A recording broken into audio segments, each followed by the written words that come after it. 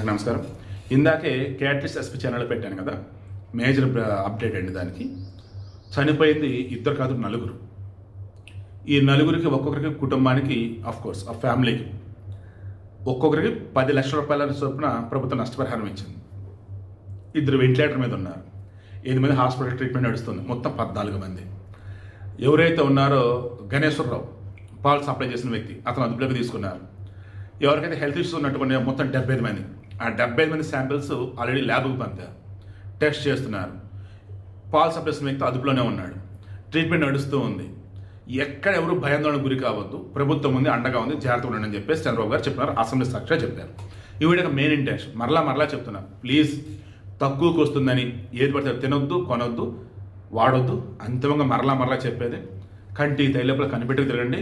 ఇక అమ్మే వాళ్ళు ఎవరైతే ఉన్నారో, ఒరే మీ పుణ్యముడి ద్రవ ఆడోలైనా మగోలైనా, మనుషుల ప్రాణాలతో ఆటలుద్దురా. మీ 10,000 రూపాయల కోసం మనుషులను చంపకండ్రా. ఇక్కడ పాలకు సంబంధించి ఇంకా కల్తీ నిర్ధారణ కాదు, బట్ పాల శాంపిల్స్ పంపారు, అక్కడ చుట్టుపక్కల వాటర్ శాంపిల్స్ పంపారు, చుట్టూ అసలు ఏం మొత్తం చూస్తున్నారు. రాజమండ్రి ఈ రోజుతో ఓ రకంగా ఉలిక్కి పడింది. ఈవెన్ మన ఏపీ అండ్ తెలంగాణలో ఉన్నటువంటి తెలుగులో అంతా కూడా వాళ్ళు తినే తిండి కరెక్టా కాదని చెప్పి జాగ్రత్త చెక్ చేసుకుని మరి తింటున్నారు. పాల విషయంలో కూడా అలాగే ఉన్నారు.